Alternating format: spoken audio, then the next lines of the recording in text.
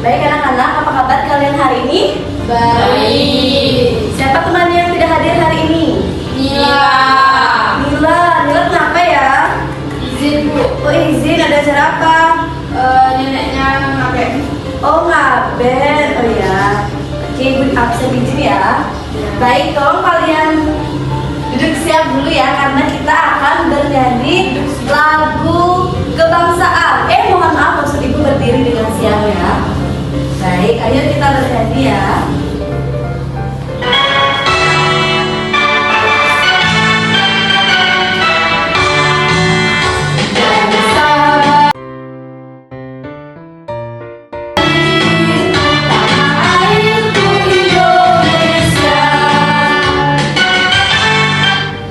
Nah, baik, terima kasih anak-anak. Silakan duduk ya. Baik, ibu ingin kalian untuk mengecek kerapian kelas dan juga kerapian diri kalian. Silakan jika ada sampah, dipungut sampahnya. Nanti dibuang ketika jam istirahat. Oke, silakan. Sudah bersih? Sudah siap untuk belajar? Baik, jika sudah, kita hari ini akan mulai belajar. Namun sebelum itu, ibu ingin memberikan kalian waktu membaca 5 menit. Di situ kemarin ibu sudah menginformasikan untuk membawa handphone. Sudah membawa? Sudah. Nah, ibu akan membagikan bahan ajar. Silakan untuk dibaca ya.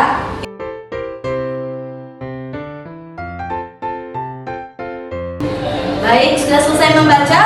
Sudah. Baik, ibu akan bertanya ya. Kemarin minggu lalu kita belajar tentang apa? Masih ingat? Tentang globalisasi. Iya, jadi minggu lalu kita sudah belajar mengenai globalisasi. Ada yang masih ingat apa itu globalisasi? Proses mendunia. Iya, benar sekali, proses mendunia. Jadi pada kali ini kita akan melanjutkan pada materi berikutnya, yaitu materi tema 4, subtema 3, globalisasi dan cinta tanah air. Nah, tadi kalian sudah ingat bahwa pengertian dari globalisasi itu adalah proses mendunia. Sekarang ibu memiliki pertanyaan ini. Bagaimana kita dapat bersaing di tingkat dunia tanpa meninggalkan kebudayaan lokal yang menjadi identitas bangsa Indonesia? Bagaimana ya caranya? Ada yang tahu? Tadi juga di bahan bacaan kalian sudah ada. Ada yang ingat apa? Mencintai, melestarikan budaya sendiri. Iya, melestarikan budaya. Apalagi? Mencintai produk dalam negeri. Iya, mencintai produk dalam negeri. Ada lagi? Sudah, itu saja? Iya. Baik, ibu akan bantu menjawab dengan ini. Di sini sudah ada penjelasan. Bagaimana kita dapat bersaing? Nah, jawabannya itu adalah dengan cara berpikir global dan bertindak lokal. Apa artinya? Ada yang ngerti? Saya Bu. Iya, baik, silakan. Berpikir global itu artinya bahwasanya kita harus menerima pikiran kita atau menerima segala hal yang menjadi perubahan-perubahan yang masuk. Kemudian bertindak lokal itu artinya tanpa meninggalkan kebudayaan-kebudayaan kita, seperti salah satunya tentang mempelajari budaya dan juga salah satunya dengan memakai produk-produk UMKM. Iya, benar sekali. Jadi berpikir global dan bertindak lokal artinya bahwa menerima segala proses mendunia ini dengan tentunya sikap bijaksana, artinya tanpa meninggalkan kebudayaan kita dan juga menyaring hal-hal negatif yang masuk ke negara kita. Seperti itu ya anak-anak. Baik, jadi hari ini kita akan melanjutkan materinya.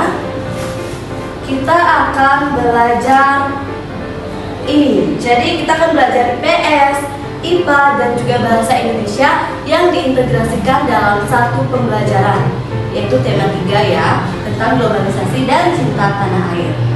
Oke, lanjut. Tujuan dari pembelajaran kita pada hari ini itu supaya kalian dapat mengidentifikasi dan juga menganalisis mengenai kerjasama di bidang ASEAN khususnya dalam bidang internet. Kemudian juga dapat menganalisis dan mengidentifikasi proses atau cara menghemat energi dan juga belajar mengenai energi listrik alternatif. Dan kita juga akan belajar mengenai teks eksplanasi. Jadi nanti dalam proses pembelajaran itu akan membagi kalian dalam kelompok. Setelah kalian diskusi secara kelompok, nanti kalian akan mempresentasikan hasil diskusi kalian. Sudah siap untuk belajar? Sudah. Baik, sebelum itu Ibu akan menjelaskan sedikit materi. Nah, yang pertama adalah bentuk kerjasama negara ASEAN di Asia. Jadi bentuk kerjasama itu sebenarnya ada beberapa jenis, tapi di sini Ibu cantumkan dua, yaitu ada kerjasama apa? Bisa dibaca? Regional dan bilateral. Iya, regional dan bilateral. Regional itu adalah kerjasama antar kawasan. Contohnya adalah kawasan Asia Tenggara, itu kerjasama ASEAN. Berarti kerjasama ASEAN itu adalah suatu kerjasama di apa? Iya, suatu kerjasama regional. Sementara jika kerjasama bilateral itu adalah kerjasama antara dua negara. Contohnya antara misalnya Indonesia dengan Singapura. Paham? Baik, kita akan lanjut ya ke jenis kerjasama di era globalisasi. Jadi ada berbagai jenis kerjasama di berbagai bidang ya di era globalisasi ini, yaitu adalah ekonomi, politik, sosial budaya, dan juga militer. Nah, semua ini itu kemarin sudah sempat kita bahas, tetapi pada hari ini Ibu akan membahas mengenai kerjasama di bidang ilmu pengetahuan dan teknologi. Ada yang sudah membaca bukunya dan bisa menyebutkan apa contoh kerjasama di bidang ilmu pengetahuan dan teknologi? Bisa diangkat tangannya? Ada? Tidak? Baik, Ibu bantu ya. Jadi contoh kerjasama di bidang ilmu pengetahuan dan teknologi adalah adanya pertukaran pelajar, misalnya antara Indonesia dengan negara Singapura. Adanya pertukaran pelajar itu adalah contoh kerjasama di bidang pengetahuan, pendidikan. Kemudian di bidang teknologi adanya kerjasama, misalnya Indonesia mendapatkan bantuan teknologi pendidikan dari luar negeri untuk kemajuan pendidikan Indonesia. Seperti itu ya contohnya, paham? Paham. Nah, dalam bidang pengetahuan dan teknologi ini memiliki dampaknya bagi Indonesia. Ada dampak positif dan juga ada dampak negatifnya. Kita akan belajar dulu mengenai dampak positif dari globalisasi di bidang ilmu pengetahuan dan teknologi. Ada yang bisa menyebutkan apa? Bisa dilihat di layar. Apa saja dampak positifnya? Yang pertama, Informasi yang menyebar luas. iya, jadi informasi sangat mudah untuk menyebar luas. Kemudian kita bisa mengetahui keadaan dunia.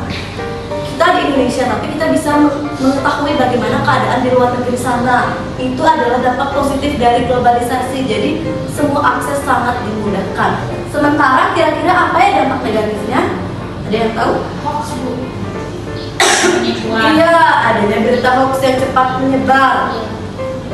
Kemudian mudahnya budaya lain atau dari negara-negara lain untuk masuk ke Indonesia. Berarti dampak negatif itu harus kita sikapi dengan apa? Dengan Bijak. Iya, dengan bijak, dan kita harus memiliki mampu menyaring budaya-budaya dari luar yang tidak sesuai dengan kepribadian bangsa.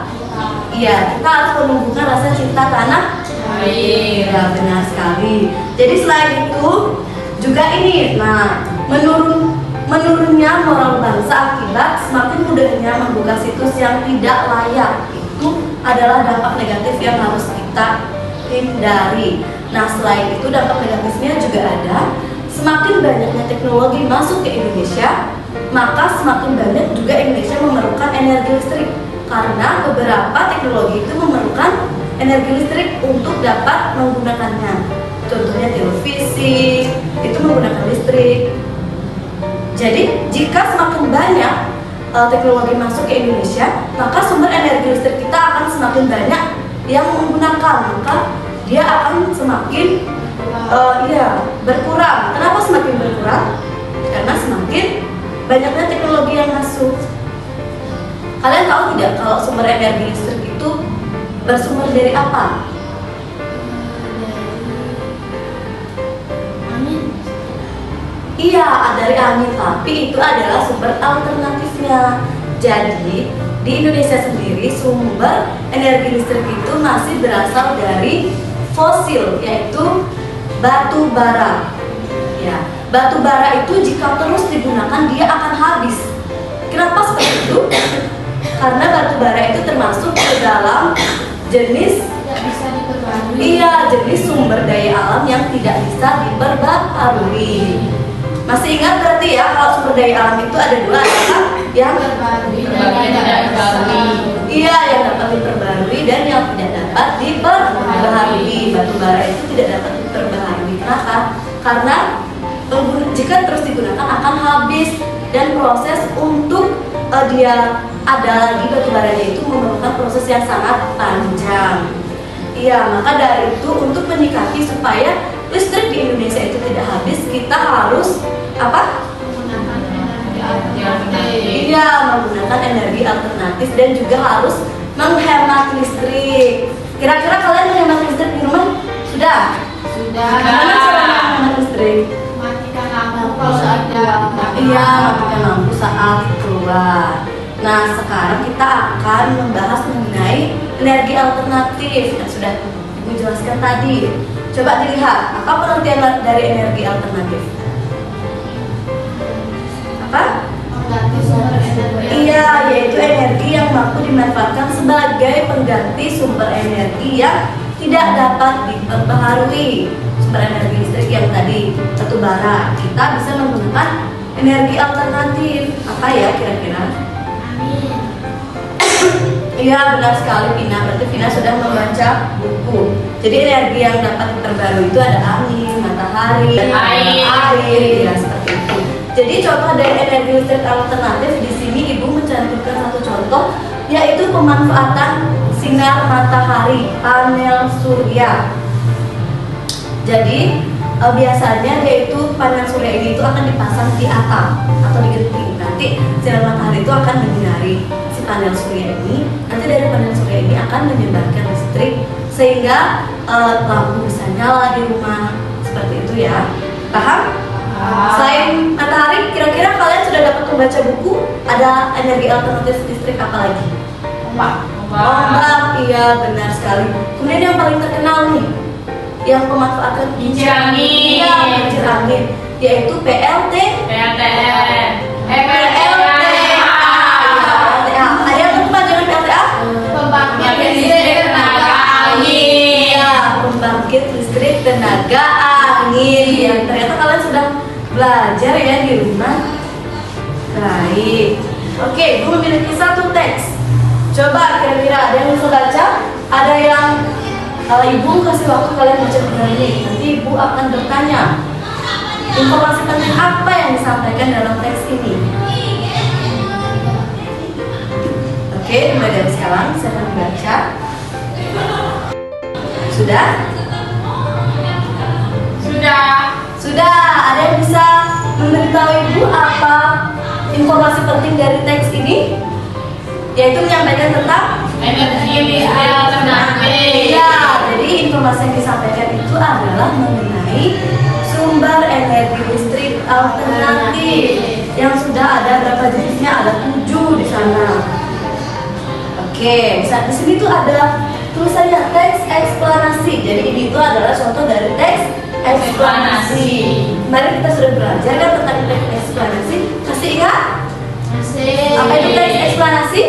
Teks yang berisikan kejadian. Iya, jadi peristiwa. iya benar. Jadi teks eksplanasi itu adalah teks ilmiah yang menerangkan suatu proses yang bersifat ilmu pengetahuan alam. Teks ini itu berfungsi untuk memberikan penjelasan kepada pembaca tentang proses atau kejadian dari sesuatu dengan menggunakan prinsip sebab akibat. Oke, strukturnya masih ingat? Masih. Apa aja itu strukturnya? Ada berapa? 3. Iya, ada 3 apa aja? Pernyataan umum dari menjelas verifikasi. Perlu Ibu jelaskan lagi mengenai pengertiannya? Tidak. Baik, tidak? Tidak tahu? Ya. Oke, berarti kalian sudah paham ya? Ya. Oke, kita lanjut nih. Nah, ini materi baru ini tentang teks eksplanasi. Kalian tahu tidak dalam teks eksplanasi itu harus menggunakan kosakata yang baku. Apa itu kosakata baku? Sesuai kaidah, sesuai pedoman. Iya, sesuai dengan pedoman umum ejaan bahasa Indonesia. Jadi, kosakata baku itu wajib digunakan untuk kegiatan-kegiatan yang formal. Ibu ingin bertanya, kenapa ya kosakata baku itu perlu digunakan dalam teks eksplanasi? Apa alasannya?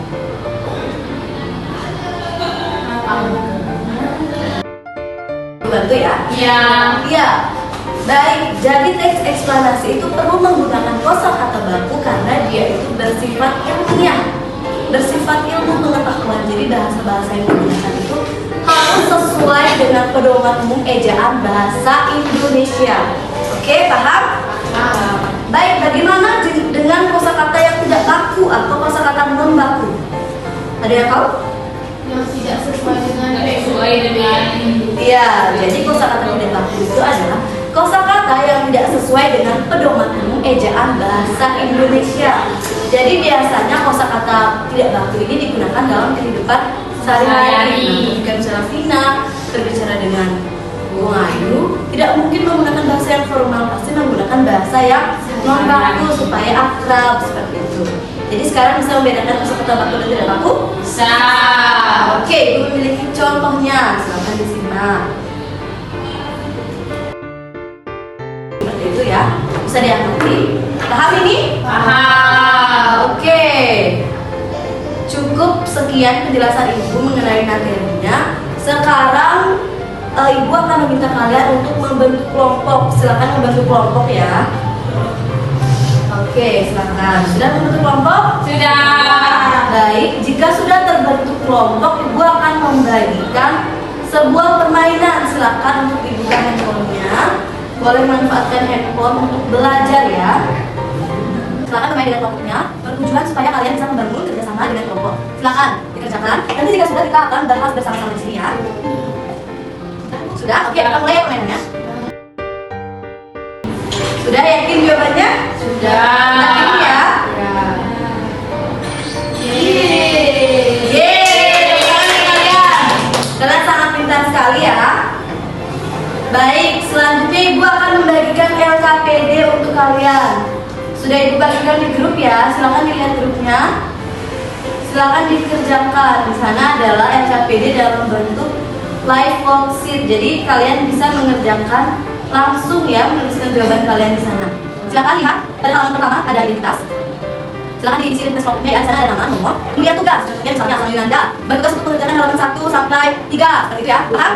Begitu selanjutnya sampai semua anggota kelompoknya. Silakan selanjutnya baca tujuan kegiatan dan juga petunjuk penggunaan LKPD. Nah, baik, sudah ya video yang pertama. Kita lanjut ke video yang kedua ya. Silakan disimak dengan baik, jadi supaya kalian bisa menjawab pertanyaan di Pemirsa, Indonesia dan Korea memiliki hubungan yang erat. Sejarah mencatat kedatangan warga Korea ke Indonesia terjadi sebelum kemerdekaan dan beberapa di antaranya membantu perjuangan.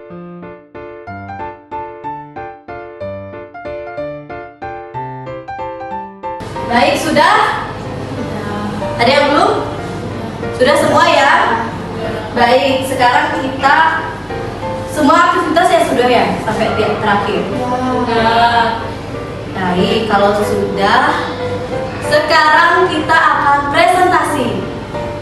Ya, setiap kelompok akan presentasi. Siap? Siap. Baik, silakan kelompok yang sudah siap untuk presentasi ke depan.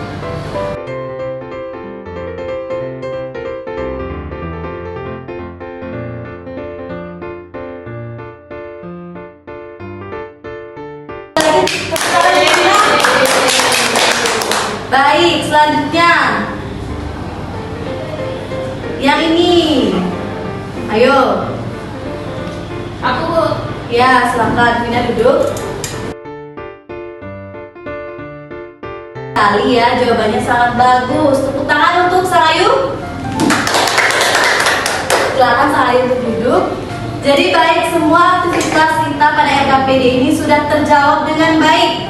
Jadi dari semua rangkaian kegiatan, bisa ada yang menyimpulkan apa saja yang sudah kita dapatkan dari menjawab LKPD itu mengenai apa saja?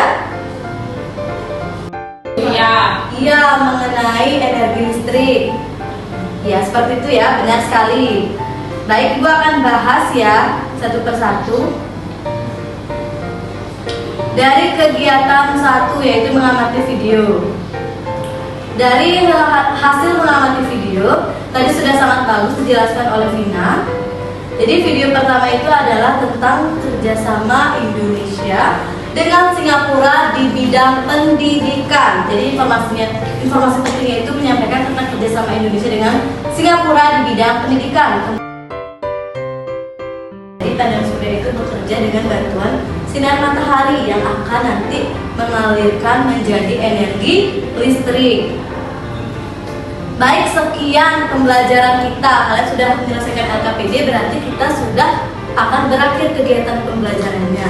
Sebelum Ibu mengakhiri, Ibu ingin bertanya, dari penjelasan Ibu dari awal sampai saat ini, kira-kira kalian bisa menyimpulkan tidak? Bisa tidak? Bisa. Oke, bisa ya. Siapa yang bisa menyimpulkan? Tolong angkat tangannya. Ya, baik, Vina dulu. Jadi hari ini kita belajar mengenai teknik eksplanasi. Iya, benar sekali. Jadi kesimpulannya bahwa tadi kita sudah belajar mengenai hubungan kerjasama ASEAN di bidang ilmu pengetahuan dan teknologi. Kemudian ada dampak-dampaknya. Kemudian kita juga sudah belajar mengenai energi listrik alternatif. Dan tadi juga sudah menyinggung sedikit mengenai teks eksplanasi. Baik anak-anak, jadi kalian sudah dapat menyimpulkan dengan baik ya. Berarti kalian sudah paham ya? Sudah. Kalian sudah paham?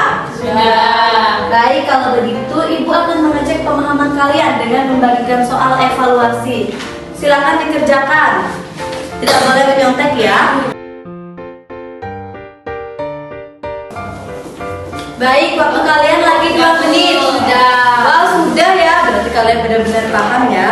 Baik, Ibu bisa ya. Ibu periksa dulu sebentar ya. Wah, ternyata hasil kalian sudah bagus. Berarti kalian benar-benar paham pada pembelajaran kali ini. Oke, karena kalian sudah paham, untuk LKPD-nya kalian tadi sudah mengklik finish kan? Sudah. Baik, nanti Ibu periksa untuk nilai evaluasi dan juga LKPD akan Ibu informasikan pada pertemuan berikutnya. Baik, untuk hari ini Ibu ingin bertanya, dari semua rangkaian kegiatan pembelajaran, kegiatan mana yang paling kalian suka? Baik anak-anak, karena kita mati listrik ini ya, jadi Ibu ingin bernyanyi. Tapi tidak apa-apa ya bernyanyinya tanpa iringan musik. Baik, kalau begitu silakan untuk berdiri dan bernyanyi dengan penuh semangat ya, supaya suaranya itu terdengar dengan jelas. Oke, kita akan bernyanyi lagu Ampar-Ampar Pisang ya. Oke, Ibu pimpin. Kalau Ibu bilang 1, 2, 3 mulai ya. Silakan ambil posisi yang bagus supaya nyaman. Oke, kita mulai.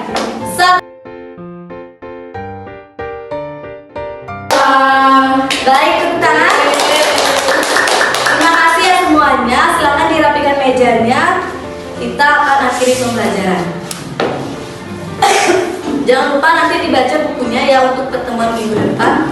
Halaman 56 ya. Ya, Bu. Sekarang ketua kelas silakan dibimbing untuk mengakhiri pembelajaran. Baik, sebelum pulang kita alangkah baiknya berdoa. Berdoa mulai. Berdoa selesai. Parama Santi. Om Santi Santi Santi Om. Baik, terima kasih anak-anak. Silakan untuk beristirahat ya. Ya, Bu. Sampai jumpa. Sampai jumpa.